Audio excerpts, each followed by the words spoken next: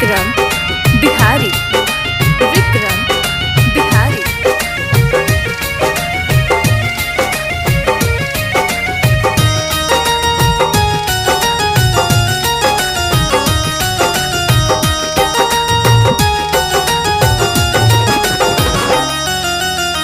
तिल संक्रांति हवे परब खुशहाली के, बड़ा निक लागे खेतवा में हरियाली के।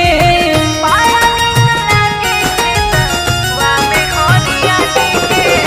तिल संक्रांति हवे परब खुशहाली के, बड़ा निक लागे खेतवा में हरियाली के। साठी के चौरा छुके, साठी के चौरा छुके सूर्य गोहराई बहो। तो दही चूड़ा तिलकुट बाजार से मंगाई बहो, मकर संक्रांत मनाई बहो।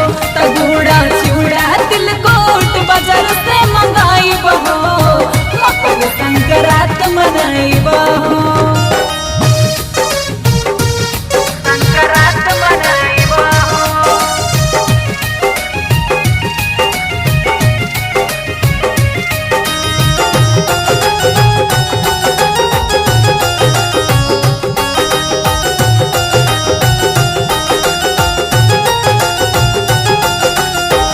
फरत फूलत रहे असही फसलिया हो, सूर्य को हराई खिलल रहे मोर बगिया हो।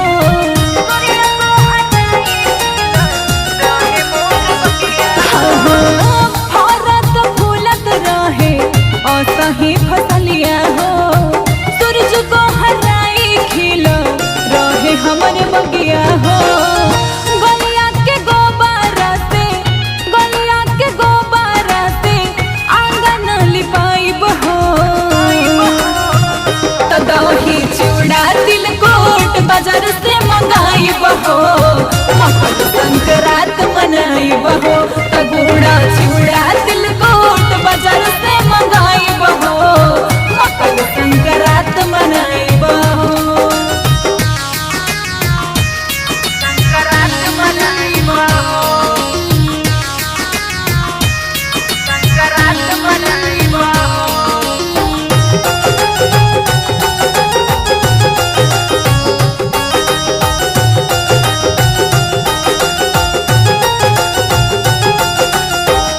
दिव्या पूजली सूर्य बाबा के चरनिया हो, विक्रम मोड़े लाया था मनवा पतंगिया हो।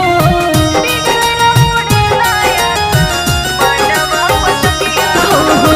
दिव्या पूजली सूर्य बाबा के चरनिया हो, विक्रम मोड़े लाया था मनवा पतंगिया हो। राइटर चंदन से, राइटर चंदन से गीत लिखवाई बहो। तो दही चूड़ा तिलकुट बाजार से मंगाई बहो, मकर संक्रांत मनाई बहो। तो गुड़ा चूड़ा तिलकुट बाजार से मंगाई बहो, मकर संक्रांत मनाई बहो। तिल संक्रांति हवे परब खुशहाली के, बड़ा निक लागे खेतवा में हरियाली के। साठी के चौरा छुके, साठी के चौरा छुके सूर्य गोहराई बहो। तो दही चूड़ा तिलकुट बाजार से मंगाई बहो, मकर संक्रांत मनाई बहो। तो गुड़ा चूड़ा तिलकुट बाजार से मंगाई बहो, मकर संक्रांत मनाई बहो। लवन्या रिकॉर्डिंग स्टूडियो, रसुलपुर गोरी गांव, भगवानपुर, वैशाली।